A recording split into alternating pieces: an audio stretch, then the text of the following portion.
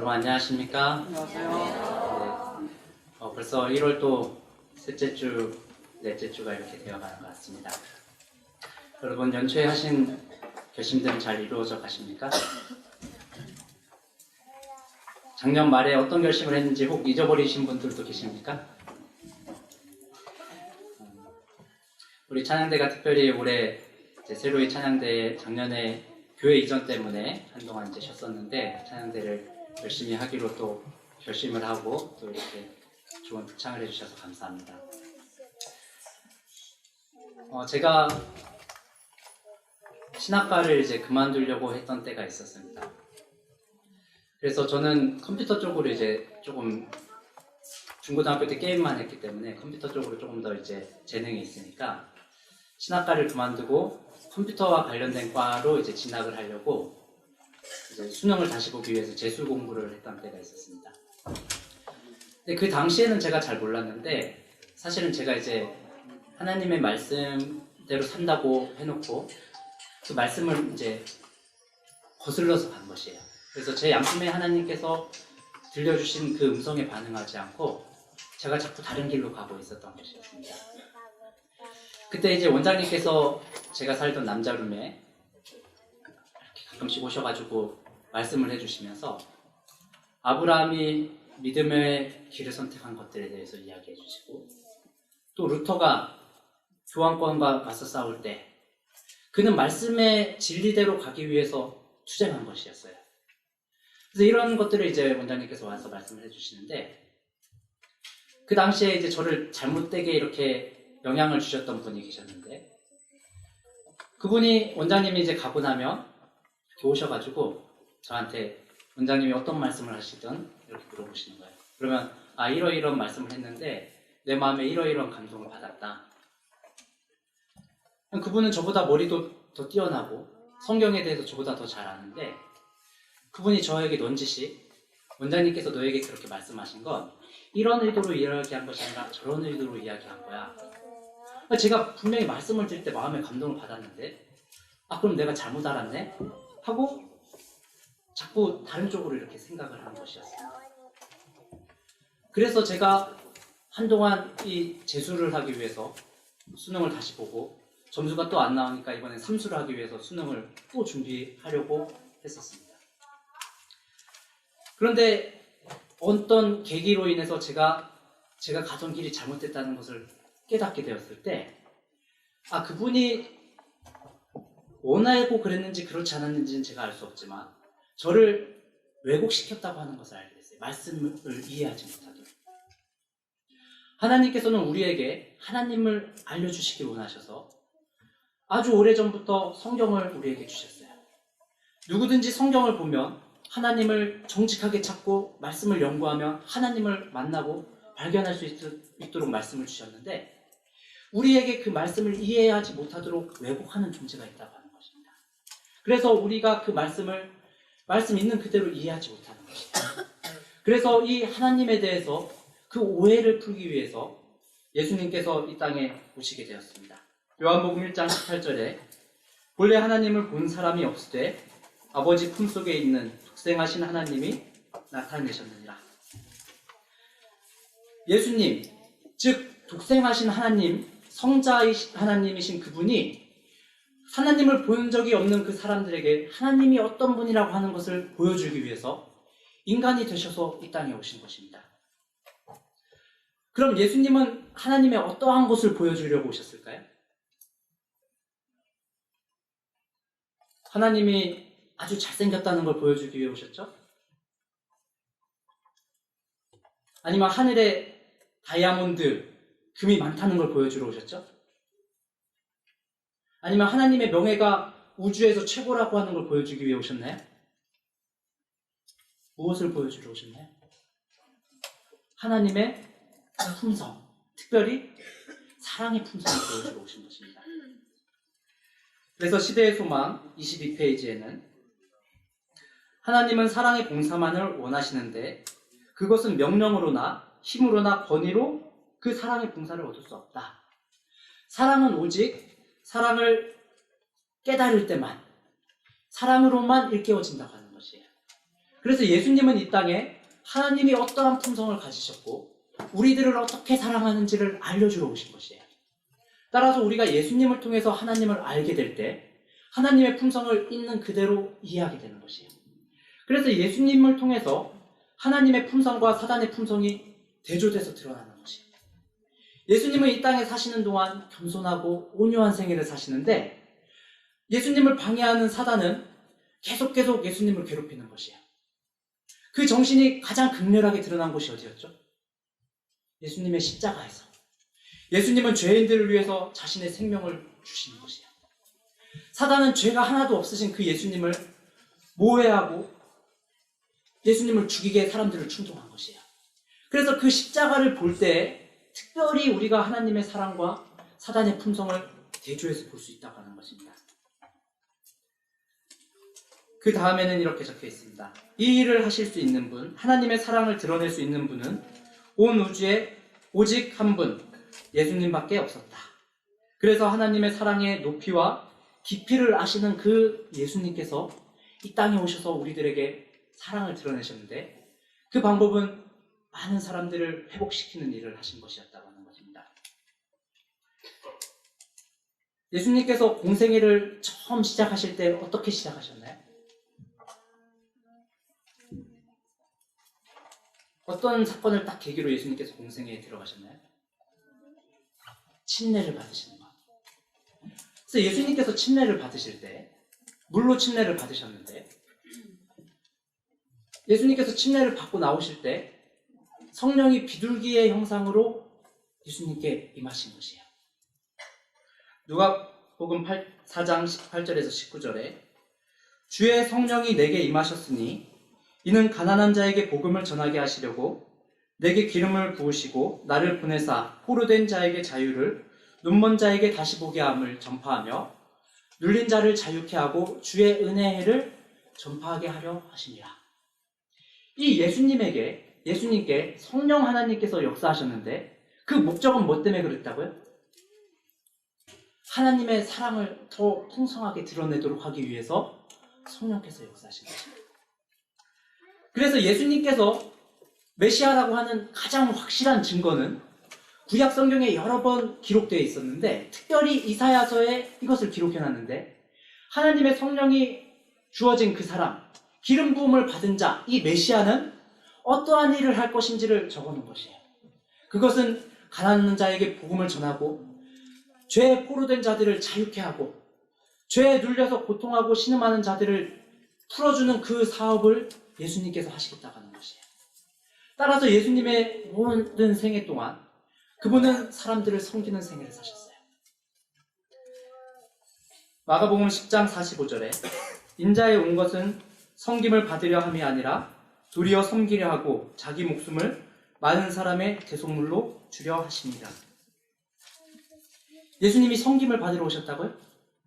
아니요. 섬기러 오셨다고요. 그렇기 때문에 우리가 예수님을 통해서 하나님이 어떠한 분인지를 알게 되는 것이에요. 하나님은 온 우주 위에 높은 곳에 보좌를 두시고 군림하신 왕이 아니라 모든 사람들을 섬기는 분으로 계시다고 하는 것이에요. 그분은 우리들에게 날마다 일용할 양식을 주시는 것이에요. 오늘 아침에 여러분 올 때 눈이 오던가요? 네. 눈이 얼만큼 쌓여야 하얗게 될까요? 제가 오면서 계산을 해봤는데 눈이 지름이 1cm라고 계산을 하고 1m가 쌓이려면 몇 개가 와야 되냐면 10,000개가 와야 돼, 눈이. 1km, 1km 오려면 약 100억 개가 와야 돼, 눈이. 근데 한 번 딱 오는데 쌓이려면 얼마큼 와야 돼요? 어마어마하게 와야 되는 거예요. 근데 그 봉사를 하나님께서 지금 하고 계시다고 하는 것이 많은 사람들을 살리시기 위해서 필요를 채우시고 섬기는 일을 하나님께서 하고 계시다는 것이에요. 그래서 예수님은 그것을 우리에게 나타내신 것이에요. 그리고 그의 생애의 마지막에 그분의 목숨을 많은 사람의 대속물로 주신 것입니다. 그래서 예수님은 이 땅에 오신 두 번째 목적이 첫 번째는 하나님을 나타내는 것이고 그 다음에 그것에 포함되어 있지만 모든 사람의 죄값을 대속하기 위해서 오신 것입니다. 누가복음 19장 10절에 인자에 온 것은 잃어버린 자를 찾아 구원하려 함이니라. 제가 남의 집 사이다를 훔쳤어요. 병 사이다를. 그럼 얼마를 물어줘야 되죠? 병 사이다에 가격을 물어줘야 돼요. 그렇죠? 아니면 거기에 이제 조금 더 추가해서 보상을 해야 돼요. 사람이 죄를 지었어요. 그럼 사람을 구원하려면 어떻게 해야 될까요? 대가를 치르려면? 네? 네. 천사들을 사람의 죄의 대값으로 딱 치르면 안 될까요? 사람이 10명이 죄를 졌으면 천사를 10명을 대신 죽이는 거예요. 그러면 죄값을 치를 수 있잖아요. 어떻게 생각하세요? 그러면 되죠? 그리고 하나님 천사 또 만드시면 되잖아요. 될까요? 안 될까요? 제가 어느 날 성경 공부를 가르치면서 고등학생에게 제가 이렇게 설명했어요.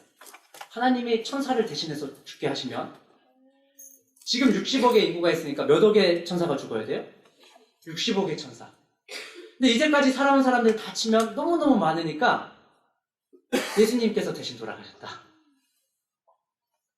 맞습니까? 틀립니까? 어느 날 제가 말씀을 연구하다 보니까 그게 틀렸다고 하는 걸 알게 됐어요. 그리고 나서는 그게 저의 마음에 확실하게 딱 박힌 것이에요. 제가 잘못 전한 그것 때문에.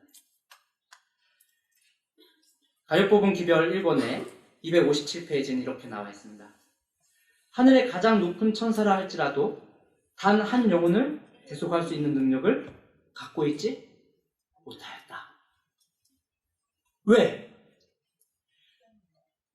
우리나라가 IMF 때 외국에서 돈을 그 IMF라고 하는 국제구호기금에서 돈을 빌렸었어요. 그렇죠? 그리고 그걸 갖기 위해서 어떻게 했어요? 어떤 운동을 했죠? 금 모으기. 아니 한국은행에서 한 사람당 1억씩 다 뽑아서 발행해주면 안 되나요? 그럼 우리 다 부자 되잖아요. 그래서 해외 가서 마음껏 사오면 되잖아요. 안 되나요? 왜 한국은행에서 돈을 마음대로 발행을 못하죠? 원래는 금을 가지고 유통을 했어요. 그런데 이제는 금을 실제로 갖고 다니면 무거우니까 이 금을 보관하고 이 금의 가치만큼 지폐를 발행할 수 있는 것이에요. 그러니까 우리나라에서나 세계적으로 이걸 유통을 하려면 우리나라가 돈을 무조건 많이 뽑는다고 많이 쓸 수 있는 것이 아니고 우리나라가 보유한 금이 있어야 그만큼의 통화를 인정해 주는 것이에요. 그러니까 금이 없이 돈만 많이 뽑으면 이건 가치가 있어요? 없어요? 없어요. 천사는 하나님께서 만드신 피조물이에요. 그럼 천사는 어떻게 해서 존재하죠? 하나님을 근거로 해서 존재하는 것이에요. 그러니까 천사 자체도 우리 인간의 목숨을 대신할 수 있는 가치를 가지고 있지 않다고 하는 것이에요. 오직 사람을 만드신 그 하나님만이 그 사람의 영혼의 모든 대속을 할 수 있다고 하는 것이에요. 그래서 하나님과 동등하셨고 인간을 대신해서 인간이 되신 분 누구세요? 예수님만이 그 일을 할 수 있다고 하는 것입니다. 그래서 예수님께서는 십자가에서 피의 침례를 받으셨어요. 아무도 그 일을 할 수 없어요. 오직 하나님만이 그 일을 할 수 있는 것이에요. 그래서 예수님께서 이 땅에 오셔서 인간이 되시고 결국은 십자가에서 침례를 받고 죽으신 것이에요. 피의 침례를. 마가복음 10장 38절에 너희가 나의 마시는 잔을 마시며 나의 받는 침례를 받을 수 있느냐? 유다 요한과 야고보가 예수님의 좌우편에 앉혀달라고 그랬을 때 예수님이 너희가 나의 마시는 잔을 마실 수 있느냐? 이 잔이 뭐였어요? 십자가였어요. 예수님은 겟세마네에서 이 잔이 내게서 지나가게 해달라고 기도하셨어요. 그분이 받는 침례는 아무나 받을 수 없는 것이었어요. 오직 하나님이신 그분만이 그 일을 하실 수 있었다고 하는 것입니다. 아멘. 그래서 요한이 예수님을 침례를 줄 때 예수님을 가리켜 말하기를 나는 물로 침례를 너에게 주거니와 내 뒤에 계신 분은 나보다 훨씬 더 크신데 나는 그분의 신발끈을 풀기도 감당치 못하겠다. 왜냐하면 그분은 불과 성령으로 우리에게 침례를 주실 분이기 때문이다. 아멘.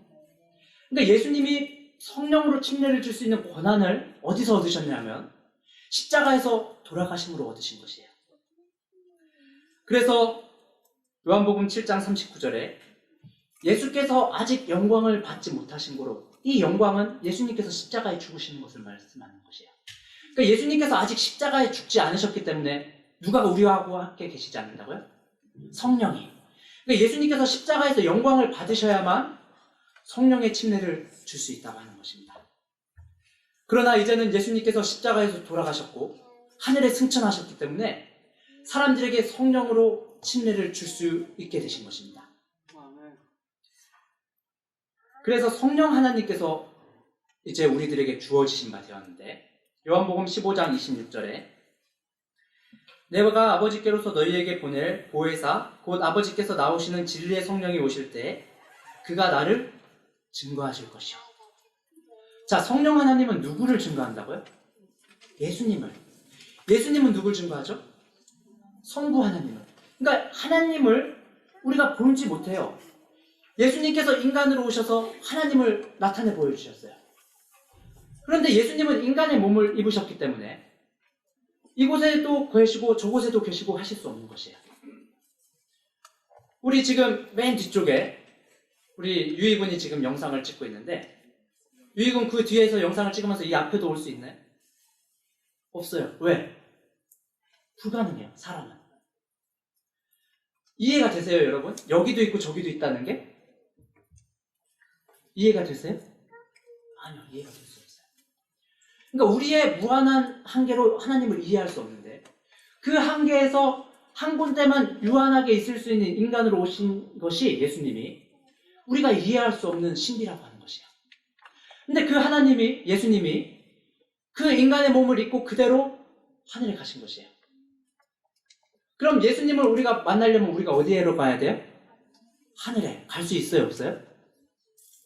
그럼 예수님은 하늘에서 뭐 하고 계시죠, 지금? 중보사업, 제사장의 역할을 하고 계신데, 예수님이 이 땅에 매번 오실 수 있으세요, 없으세요? 없어요. 그러니까 그 예수님과 우리를 연결해 주시는 분이 있는데, 그분이 누구라고요? 성령 하나님.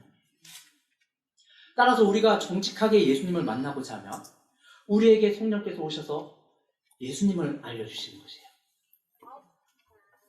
요한복음 16장 12절에서 13절에 내가 아직도 너희에게 이를 것이 많으나 지금은 너희가 감당치 못하리라. 그러하나 진리의 성령이 오시면 그가 너희를 모든 진리 가운데로 인도하시리라. 성령께서는 우리들을 차근차근 인도하신다고요. 아직 예수님에 대해서 예자밖에 모르는 사람에게는 그 사람의 수준에 맞게 말씀하시는 것이에요. 신앙의 경험을 많이 하고 성경을 깊이 이해한 사람들에게는 더 깊은 것을 이해하게 하시는 것이에요. 그러니까 각 사람의 영혼에 맞게 차근차근 진리 가운데로 인도하신다고요. 성령께서 오신 두 번째 목적은 우리들에게 구원의 경험을 실제로 주시기 위해서 오셨습니다. 요한복음 3장 15절에 예수께서 대답하시되 진실로 진실로 내게 이르노니 사람이 물과 성령으로 나지 아니하면 하나님 나라에 들어갈 수 없느니라. 우리가 구원의 경험, 거듭남의 경험 하는 것은, 용서의 경험을 하는 것은 누구를 통해서 한다고요? 성령을 통해서. 여기서 물은 우리가 침례를 받는 것을 의미해요. 그리고 성령은 우리가 예수님을 믿는 것이, 겉으로 믿는 것을 드러내는 것이 침례를 받는 것이지만 우리들의 마음속에서 실제로 예수님을 믿는 것을 믿을 때 우리 가운데 역사하시는 것이 성령께서 하신다고 하는 것이에요.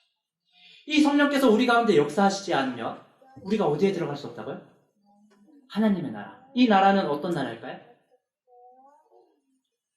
실제로 있는 천국, 즉 영광의 왕국도 우리가 들어갈 수 없지만 이 땅에서 우리가 경험하는 하나님의 나라, 즉 은혜의 왕국도 들어갈 수 있다고요, 없다고요?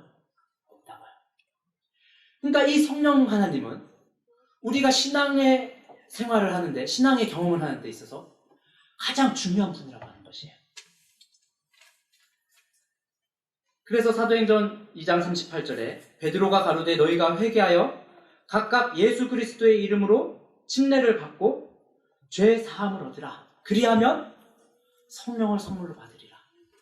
그러니까 이 성령을 선물로 받은 사람은, 은혜의 왕국을 경험한 사람은 그의 생애 가운데 변화가 일어나는 것이에요. 아멘. 그의 마음 가운데 변화가 일어나는 것이에요.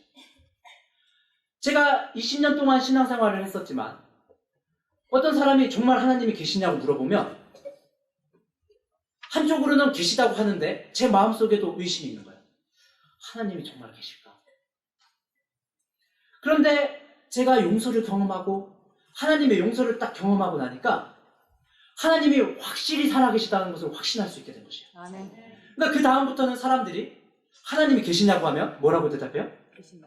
아, 분명히 계시다고, 나의 생애를 바꿔주셨다고 이야기할 수 있는 것이에요. 아멘. 그러니까 우리가 하나님을 만나본 경험을 하면 성령께서 계시다고 하는 것을 확신하는 것이에요. 왜? 아멘. 성령께서 우리에게 그러한 경험을 주시니까. 그런데 이 성령을 경험해보지 못한 사람들은 성령이 계신가 안 계신가 잘 모르는 것이에요. 성령께서 주어주신 또 하나의 목적은 바로 영혼 구원을 도우시기 위해서입니다. 마태복음 10장 20절에 말하는 이는 너희가 아니라 너희 속에서 말씀하시는 자 곧 너희 아버지의 성령이시라. 우리가 다른 사람들에게 진리의 말씀을 전해야 할 때 우리들의 유한한 이해력으로는 이 진리의 깊은 것들을 드러낼 수 없어요. 그리고 그 사람에게 적절한 진리를 말할 수 없어요. 근데 때로는 우리들의 마음에 성령께서 역사하셔서 내가 전혀 생각지 못했던 것을 번개처럼 떠오르게 하시고 내가 과거에 봤던 성경절을 딱 떠오르게 하셔서 그것을 말하게 하는 것이에요. 그러면 때로는 어떤 사람들이 제가 그것을 의도하고 말하지 않고 전혀 다른 것을 의도하고 말했는데 그 사람이 그것에 대해서 말씀에 감동을 받았다고 하는 것이에요. 제가 설교를 준비할 때 나름대로 어떤 목적을 가지고 이것을 사람에게 깨닫게 해야지 하고 설교를 하는데 내려와서 사람들이 감동받았다고. 근데 얘기를 들어보면 저는 전혀 의도치 않은 엉뚱한 부분에서 감동을 받는 것이에요. 그래서 성령께서 그 사람의 마음에 말씀하시는 것이에요. 우리를 통해서. 그러니까 우리가 은혜의 왕국을 경험하고 나서 이 은혜의 왕국을 전해줄 때 성령께서 우리에게 함께 하신다고 하는 것입니다. 아멘. 사도행전 1장 5절에 요한은 물로 침례를 베풀었으나 너희는 몇 날이 못되어 성령으로 침례를 받으리라. 아까 얘기했죠. 요한은 물로 침례를 줬지만 예수님은 불과 성령으로 침례를 주신 것이에요. 그러니까 이 침례를 너희가 성령의 침례를 받을 것이라고 예수님께서 약속하셨는데 그것이 늦은 비 성령을 통해서 이루어진 것이에요. 아멘. 사도행전 1장 8절에 오직 성령이 너희에게 임하시면 너희가 권능을 받고 땅 끝까지 이르러서 나의 증인이 되리라. 따라서 우리가 은혜의 왕국을 경험해보지 못한 사람들, 즉 우리의 생애 가운데 예수님을 개인의 구주로 영접할 때, 용서를 경험할 때 우리의 생애가 변화되고 과거에 전혀 용서할 수 없었던 사람들을 용서하고 또는 과거에 내가 죄책감에 사로잡혔던 그것에서 용서의 경험으로 마음이 평안해진 것들을 경험해보지 못한 사람들은 이 복음을 전할 수 없는 것이에요. 왜? 이른 비 성령을 경험해보지 못한 사람들에게는 늦은 비 성령이 내릴 수 없다고 하는 것이에요. 그렇다면 성령의 역사를 경험해보지 못한 사람들이 하나님의 말씀을 전한다고 하는 것은 다 뭐예요? 사실은 무가치한 것이에요. 거의 의미가 없어요. 혹 나는 하나님을 경험하지 못했지만 그 사람이 하나님의 말씀을 들을 때 개인적으로 성령의 음성에 굴복하면 그 사람이 하나님을 만날 수 있을지도 모르지만 나하고는 전혀 관계가 없다고 하는 것이에요. 따라서 우리는 이 성령의 역사를 경험해 봐야 하는 것입니다. 아멘. 사도행전 2장 33절에 하나님이 오른손으로 예수를 높이심에 예수님께서 약속하신 성령을 하나님 아버지께로부터 받아서 우리에게 부어주셨다. 복음을 전하는데 반대가 너무너무 심한 것이에요. 그러니까 이 사람들이 다시 모여가지고 우리들에게 그 전에 성령을 주셔서 복음을 담대하게 전했던 것처럼 다시 한번 우리들에게 성령을 허락하여 주세요 하고 기도하니까 성령이 그 무리들 가운데 임한 것이에요. 그래서 그들이 성령이 충만해서 담대히 하나님의 말씀을 전한 것이에요. 하루에 3,000명, 5,000명이 회개하는 역사가 일어난 것이에요. 이것은 성령 하나님께서 살아계시다고 하는 확실한 증거라고 하는 것입니다. 아멘. 여러분, 이 그림이 돌고 있죠? 어느 방향으로 돌고 계십니까? 자, 1번 방향으로 돌립니까? 2번 방향으로 돕니까? 자, 손을 들어보겠습니다. 1번 방향으로 손이 든다.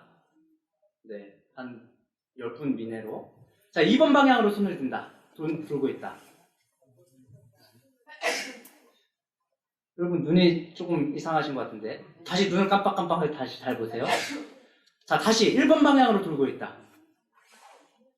2번 방향으로 돌고 있다.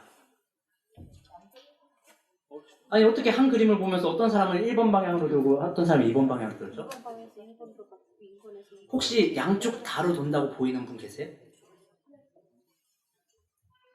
양쪽 다로 돌아요? 아니, 무슨 말이에요 그게? 양쪽으로 돈다니? 한쪽으로만 돈다고 생각하시는 분 손 들어보세요. 양쪽으로 돌고 있어요 지금.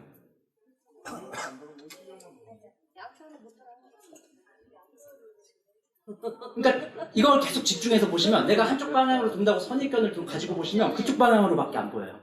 근데 반대 방향으로도 돌 수 있다 생각하고 보면 혹 보일 수도 있어요. 되세요? 양쪽 다? 아니요. 네. 안 되시는 분들은 어쩔 수 없습니다. 언젠가 그 기회가 되면 양쪽으로 다 도는 걸 보시기 바랍니다. 그러니까 아까 이거 그죠? 성경에 하나님에 대해서 이야기할 때 세 분 하나님이 계시다고 이야기해요. 누구죠? 성부 하나님, 성자 하나님, 성령 하나님. 근데 예수님을 하나님이 아니라고 하는 사람들도 있나요? 네. 예수님은 피조물이라고 하는 사람이 있나요? 네. 그러니까 그렇게 말하면 예수님도 구속할 수 있다면 천사도 구속할 수 있다니까요. 근데 하나님만이 구속할 수 있다고요. 그러니까 예수님을 하나님을 아니라고 하는 것은 실제적으로 뭘 부정하는 거예요? 내 죄를 속죄하신 그분을 부정하는 것이에요. 그런데 성경에 분명히 예수님을 하나님이라고 기록해 놨는데도 그 사람들은 아니라고 생각하는 거예요. 한쪽 방향으로만 된다고 하는 것이에요. 요한복음 20장 28절에 도마가 예수님에게 대답하기를 나의 주시며 나의 하나님이십니다. 천사들은 사람들 앞에 나왔을 때 사람이 천사에게 경배하려고 할 때 어떻게 했어요? 나에게 경배하지 말고 하나님께만 경배하라 그랬어요. 그럼 그 천사에게 당신이 하나님입니다 이렇게 이야기하면 천사가 뭐라고 할까요? 아니라고. 나는 절대 하나님이 아니라고 얘기하겠죠. 예수님이 만약에 피조물이었다면 이렇게 이야기하면 예수님 어떻게 하셔야 돼요? 피조물이라고. 날 하나님이라고 부르지 마라. 근데 예수님은 아무 말씀 안 하셨어요. 요한일서 5장 20절에도 그의 아들 예수 그리스도 안에 있는 것이니 그는 뭐라고요? 참 하나님이시오. 그러니까 성자 하나님, 예수님이 분명히 하나님이라고 하는 성경에 명백한 증거가 있는데도 어떤 사람들은 성자가 예수님이 하나님이 아니라고 주장하는 것이에요. 또 어떤 사람들은 성령 하나님이 하나님이 아니라고 주장하는 것이에요. 우리 누가복음 1장 35절에 마리아가 잉태할 때 누구로 잉태했어요? 성령으로 말미암아 잉태했어요. 근데 그에게서 날 아들을 뭐라고 했다고요? 하나님의 아들. 그럼 성령으로 잉태했는데 아들을 하나님의 아들이라고 하면 성령은 뭐예요? 하나님이시죠. 고린도전서 2장 10절에도 성령은 모든 것, 곧 하나님의 깊은 것을 통찰하신다. 로마서 8장 27절에는 마음을 감찰하시는 이 누구세요? 마음을 감찰하시는 이가? 성령 하나님. 마음을 감찰하시는 이가 성령의 생각을 아시나니 거기에는 기록되어 있어요. 여기는 반대로 성령께서 하나님의 깊은 것도 통달하신다. 그러니까 분명히 성령께서 하나님이시고 세 분 하나님과 같이 전능하신 분이시고 그 각자의 개성이 있다고 하는 것을 드러내는데 성경이 명확하게 부정하는 거죠. 그 사람들은 그들이 가지고 있는 선입견이 맞다고 생각하는 것이에요. 그래서 마태복음 28장 19절에는 하나님께서 가장 중요한 명령을 우리에게 하시면서 예수님께서 아버지와 아들과 성령의 이름으로 침례를 주라고 했어요. 아버지 하나님이 계시고 아들 하나님이 계시고 성령 하나님이 계신 것이에요. 여기 혹 다른 이름으로 침례받으신 분 계십니까? 나는 아버지와 아들의 이름으로만 침례를 받았다. 혹은 나는 아버지와 성령의 이름으로만 침례를 받았다 하는 분 계십니까? 아니요. 세 분 하나님의 이름으로 침례를 주는 것이에요. 아멘. 여러분 만세 해보신 적 있으세요? 네. 왜 만세 하세요? 언제 만세 하던가요? 이겼을 때. 네? 이겼을 때. 이겼을 때. 네. 우리나라 특별히 기쁠 때, 즐거울 때 이렇게 만세하는데 만세 몇 번 하세요? 3번. 왜 만세를 3번 하죠? 그래서 그 유래된 거를 이렇게 찾아봤는데 우리나라는 주로 이제 일본을 통해서 들어왔는데 일본 일제시대를 통해서 근데 그것이 더 깊이는 중국에서 붙어 있었어요. 그래서 중국에서 황제한테 뭐라 그래요? 만세 만세 만만세 이렇게 하는데 우리나라가 신라시대쯤에 이렇게 화랑들 사이에서 만세 만세를 삼창했다는 기록이 남아있는데 중국이 황제에게만 하는 만세이기 때문에 우리나라에서는 천재 천재 천천재 이렇게 했다고 돼 있어요. 만세라고도 했지만 그것을 이제 일본은 자기네가 누가 있어요? 황제가 있으니까 만세 만세 만만세 해가지고 저도 기억이 나기를 초등학교 국민학교 때 이제 국민일례 같은 거 뭐 하고 아니면 뭐 했을 때 만세 만세 만만세 뭐 이런 거 했던 것 같아요. 근데 그와 비슷한 기록이 성경에 나타나는데 우리 잘 아는 찬미가 1장이 뭐예요? 거룩. 왜 3번 하죠? 우리 이사야 6장 3절에 보면 천사들이 하나님께 찬양하여 가로되 거룩하다 거룩하다 거룩하다 만군의 여호와여 그 영광은 온 땅에 충만하도다. 계시록 4장 8절에도 천사들이 하나님을 찬양할 때 거룩하다 거룩하다 거룩하다 주 하나님 곧 전능하신 이여. 왜 3번 하죠? 하나님이 몇 분이세요? 3분. 3분 하나님입니다. 그렇지 않으면 2번만 할 수도 있고 4번을 할 수도 있는데 3번 하는 거예요. 3번. 3분 하나님이 계시다고 하는 것입니다. 따라서 우리들이 하나님을 믿는다고 하는 것은 예수님이 우리 죄 때문에 돌아오셨다고 하는 것을 믿는 것이에요. 예수님이 하나님의 품성을 드러내기 위해 오셨다고 하는 것이에요. 예수님을 믿는다고 하는 것은 예수님께서 우리에게 보내신 그 성령께서 우리 가운데 역사하실 그것을 믿는 것이에요. 그래서 갈라디아서 3장 1절에서 3절에 보면 예수 그리스도께서 십자가에 못 박히신 것이 너희 눈에 밝히 보이거늘 누가 너희를 꾀했더냐? 너희가 믿음으로 구원을 받았는데 이것에서 떠나가게 하도록 누가 너희를 꾀느냐? 근데 그 믿을 때 누구를 받았다고요? 성령을 받았다고요. 그런데 너희가 믿음의 도를 떠나서 성령으로 시작했던 그것에 떠나서 육체로 마치겠느냐? 즉 성령을 하나님으로 인정하지 않는 것은 우리가 성령으로 시작하였다가 육체로 마친다고 하는 것이에요. 구원을 받을 수 없다고 하는 것입니다.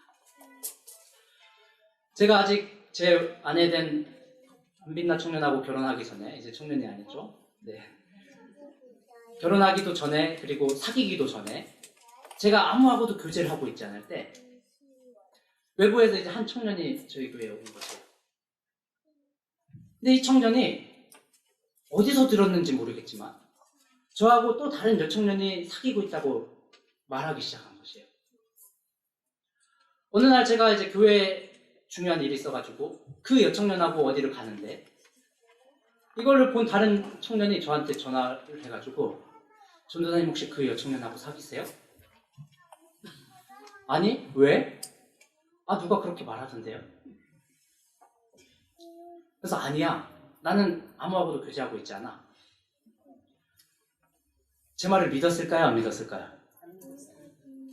왜 안 믿었을 것 같아요? 그런데 그 청년만 그런 줄 알았는데 또 다른 청년이 제가 그 여청년하고 사귀고 있다고 저한테 또 물어보는 거예요. 너 그 청년하고 사귀지? 이렇게. 왜 신음을? 근데 제가 안 사귀고 있다고 분명히 말을 해도 마음속 한 구석에는 그 말을 믿지 않는 거예요. 왜 그럴까요? 대부분 사람들이, 특별히 이 적절한 청년들은 누구하고 사귀는 것에 뭐가 많아요? 관심이 많아요. 호기심이 많아요. 그러니까 누가 사귄다고 하는 말을 멀리서 지나가면서 들어도 그거 딱 와서 꽂히는 거예요. 근데 제가 아무리 아니라고 해도, 제가 진실로 아닌데도 그 친구는 철석같이 그렇다고 믿고 있는 거예요. 왜 꼬임을 받았어요?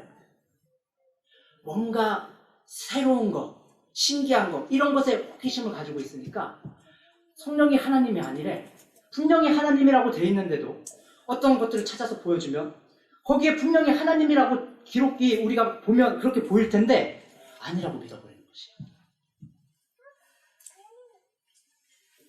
가래 뽑은 기별 1권 186페이지에 예수님께서 행하신 모든 일과 말씀하신 모든 것은 오직 진리를 사람들의 마음에 고정시켜 그들로 영생을 얻게 하는 한 가지 목적을 염두에 두고 하셨다. 예수님은 장차 일어날 큰 사건들에 대해서 특별한 시기를 발표함으로 인간을 놀라게 하기 위하여 오신 것이 아니라 잃은 자를 교훈하시고 구원하기 위하여 오셨다. 근데 세상이 마지막이 다가가니까 이제 이러이러한 사건들이 일어날 텐데 구원을 받으려면 성령이 하나님이 아닌데 하나님을 믿는 그 사람들에게도 또 나와야 된다고 이렇게 얘기해버리니까 홀딱 넘어가 버리는 거지. 하나님은 어떤 사건을 우리에게 딱 보여줘서 우리들의 마음을 놀래키는 것이 아니라 우리들이 하나님의 품성을 깨닫고 하나님의 사랑을 깨닫고 거기에 반응해서 한 계단 올라가는 그것을 가르쳐 주시기 위해 오셨다고요. 아멘. 그렇다면 흥분을 시키고 뭔가 호기심을 이끌어내는 그런 것들은 하나님께로부터 온 것이 아니라는 것입니다. 그 다음에 주님께서는 자극을 주거나 호기심을 만족시키기 위해 오신 것이 아니다. 예수님께서 우리들에게 진리의 지식을 베풀어 주시는 근본 목적은 우리 인간의 영적 능력을 증가시키고 순종과 참된 거룩함의 도리에 있어서 향상하게 하는 것이다. 즉 우리가 하나님의 말씀을 받아들이고 우리들의 생애 가운데 하나씩 적용해 갈 때 우리의 영적인 능력들이 증가되고 성화의 과정을 걷도록 하시기 위해서 우리들에게 지식을 깨우쳐 주신다고요. 근데 이러한 것은 없고 뭔가 새로운 것을 깨달았다고 하는 어떤 신비감, 그 다음에 내가 다른 사람보다 더 잘한다고 하는 이런 마음을 만족시켜주는 것은 사단으로부터 왔다고 하는 것이에요. 주님께서는 다만 인간이 일상생활의 필요에 적절히 쓸 수 있을 만큼의 교훈을 주셨으며 또한 일용할 분량만큼 다른 사람에게 나누어 주도록 진리를 주셨다. 내가 말씀을 보고 그날 나의 생애에 그것을 적용할 수 있을 만큼 깨닫게 해주신 것이에요. 아멘. 그리고 혹 내가 그것을 다른 사람들에게 필요로 나눠줘야 될 그만큼을 딱 깨닫게 해주시는 것이에요. 그래서 저도 성경을 깊이 이해하고 싶을 때가 있는데 한꺼번에 확 이게 깨달아지지 않는 거예요. 근데 어떤 때는 청년들에게 이 말씀을 깨우쳐 주기 위해서 연구할 때 이거 딱 깨닫게 되는 것이에요. 그러니까 하나님께서는 우리들의 처지에 맞게 단계 이끌어 가신다고요. 아멘. 따라서 빌립보서 3장 15절에는 너희 중에 누구든지 온전히 이룬 자들은 이렇게 생각할지니 만일 너희가 이것을 달리 생각하면 하나님이 그것을 깨닫게 해주시겠다. 정말 하나님이 세 분인가 너무너무 궁금해요. 근데 내가 그동안 들은 것은 하나님이 두 분이라고 들었으면 혹시 하나님이 세 분일 수도 있지 않을까 하고 내 마음을 말씀에 탁 넓게 여는 것이에요. 성령께서 깨우쳐 주시도록 하면 그것을 깨닫게 해주신다고요. 한쪽 방향으로만 도는 것처럼 보였던 것이 양쪽으로 돈다 그러니까 양쪽으로 보이는 분 계세요? 네, 그렇게 깨닫게 해주신다고요. 예수님께서 이 땅에 오셔서 하신 거의 대부분의 사업은 그분이 성령의 능력을 힘입어서 하신 것이었어요. 그래서 예수님과 성령께서 하신 일들이 언제나 조화가 된 것이에요. 따라서 우리들의 삶도 이 예수님의 생애와 그 다음에 성령께서 역사하셨을 때 나타난 그 예수님의 생애와 동일하다면 우리는 안심하고 갈 수 있는 것이에요. 이 교회가 그대로 가르친다면, 성경에 나온 대로 가르친다면 우리는 신뢰할 수 있는 것이에요. 특별히 이 새로난 교회는 그러한 역사들이 일어나고 있지 않습니까? 성령께서 우리들의 마음을 바꿔주시고 우리들의 생애를 변화시켜주시고 때로는 질병에 걸린 사람들을 회복시켜주는 그 일들이 일어나고 있지 않습니까? 그렇다면 우리가 정직하게 하나님을 따라가고 있다고 하는 것이요. 그렇다면 우리에게 필요한 것은 어떤 새로운 지식을 깨닫는 것이 아니라 우리들에게 날마다 적용시킬 그 진리를 깨달아가는 것이라고 하는 것입니다. 여러분과 제가 그 하나님의 인도하심을 받아서 우리들의 영혼이 하나님 앞에 굳건하여지고 우리들이 다른 사람들에게 그 필요한 것을 적절하게 나누어 주게 되기를 바랍니다. 아멘. 우리 마지막으로 요한복음 6장 28절에서 29절에 있는 말씀을 보겠습니다. 저희가 묻되 우리가 어떻게 하여야 하나님의 일을 하오리이까? 예수께서 대답하여 가라사대 하나님의 보내신 자를 믿는 것이 하나님의 일이니라. 하나님께서 예수님을 보내셨어요. 그리고 예수님께서 성령을 보내셨어요. 이것을 우리가 믿으면 그 성령께서 우리 마음에 역사하셔서 하나님의 일을 하게 하는 것이에요. 우리가 하나님을 떠나서 하는 모든 일들은 하늘에 가는데 전혀 무가치하다고 하는 것이에요. 따라서 우리가 하나님의 일을 하기 위해서 예수님이 우리 죄 때문에 돌아가셨다고 하는 것, 이것을 경험하기 위해서 성령 하나님께서 우리 마음에 역사하시도록 기도해야 할 것입니다. 아멘. 그렇다면 하나님께서 우리 가운데 오셔서 예수님께서 이 땅에서 하나님의 품성을 드러내신 것처럼 우리의 생애를 통해서 하나님의 품성을 드러내실 것이에요. 아멘. 그리고 놀라운 능력들을 이룰 수 있도록 우리들을 단계 이끌어 가실 것이에요. 여러분이 그리고 제가 그 이끄심에 충실하게 따라가게 되기를 간절히 바랍니다. 아멘. 하늘에 계신 하나님 아버지, 우리가 하나님을 더 알게 되기를 원합니다. 우리가 성경을 펼 때 하나님에 대하여 알게 하여 주시고 또 우리들의 실제 생애에서 역사하시는 하나님을 만날 수 있도록 축복하여 주시옵소서. 아멘. 우리들을 죄에서 구원하시기 위하여 하나밖에 없는 독생하신 그 하나님이신 예수님께서 우리를 위하여 죽지 않으셨습니까? 그 십자가의 용서를 우리에게 확실히 주시기 위해서 성령께서 보내신 바 되지 않았습니까? 우리들의 마음 문을 열어서 그 하나님을 마음에 받아들일 수 있도록 도와주시고 우리의 생애를 변화시키시고 새롭게 하시는 하나님을 꼭 체험할 수 있도록 도와주셔서 우리가 은혜의 왕국뿐만 아니라 영광의 왕국인 하늘에 꼭 들어갈 수 있도록 축복하여 주시옵소서. 예수님 이름으로 간절히 기도합니다.